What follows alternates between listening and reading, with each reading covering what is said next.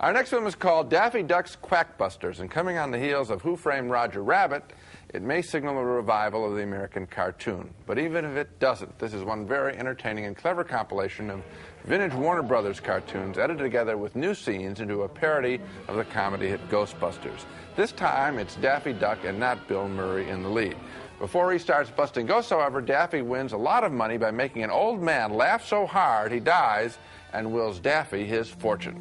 And to my beloved mascot, Daffy Duck, who has given me much solace in my final days, I leave the bulk of my financial assets, with the provision that Daffy use the money to exemplify the highest spirit of American free enterprise and display honesty in all business affairs.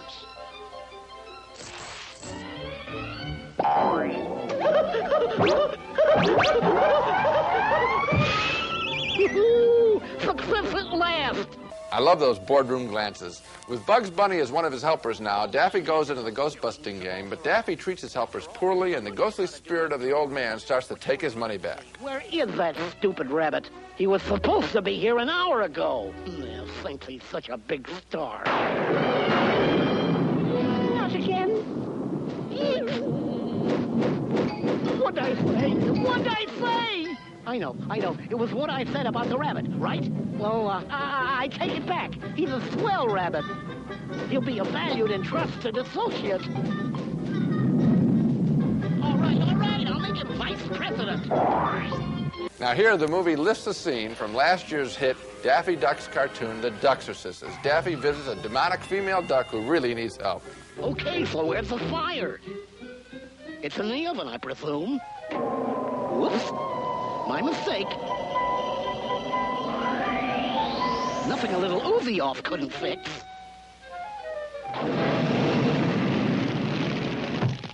Must be the frost-free kind. Whew.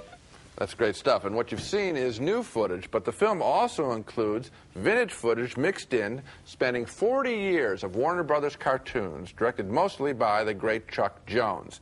Also appearing in the film, Porky Pig, Sylvester the Cat, and Tweety Bird. They're the support troops. The pure comedy of some of the vintage material here, especially the simple line drawings of that old cartoon stuff, is just striking to see again as an adult. But the bottom line, of course, is that these cartoons, even stitched together, still make one laugh. Well, I think you put your finger on the thing that bothered me about this movie, and that is the stitching together. Warner Brothers cartoons were all exactly 6 minutes long, not 1 second longer or shorter. That was exactly what their rigid requirement was, and they were made to be 6 minutes long.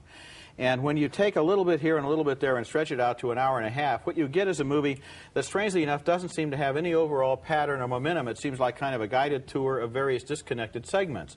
And that's why Chuck Jones, the man that you give credit to, isn't really one of the fans of this film, even though they took his work. Basically, they plundered it. They went through and created a film that didn't exist. And the movies that are more fun are the ones like the great Bugs Bunny movie, which is essentially an anthology of these perfectly made 6-minute cartoons. Well, you didn't like this? No, not that much, because I don't think it paid off the way the 6-minute form, which is as rigid a classical form as you can have, did deliver.